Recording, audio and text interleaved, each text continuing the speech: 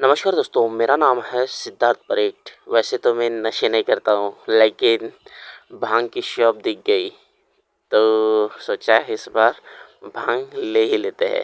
तो 10 रुपए की भांग मैंने ठंडाई के साथ में लिया है। ठंडाई कुछ 70 रुपए की थी और वाराणसी में मेरे को ये जेन्युइन शॉप दिखा तो मैंने लिया। ये तो जो मेरा दोस्त है वो एक्टिंग कर रहा है।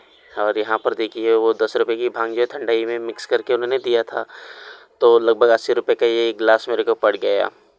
तो ये वाला जो भांग है मेरे पर तो कुछ असर नहीं किया। मेरे फ्रेंड को है ना दूसरे दिन थोड़ा सा हैंगओवर टाइप हो गया था और जल्दी से होश में नहीं आ रहा था। और ये एकदम कम मात्रा में हमने ली थी और टेस्ट इतना लाजवाब था उसका, पूछो मत। वही मैं मेरे दोस्त को बता रहा हूँ, यहाँ पर आप देख सकते हो।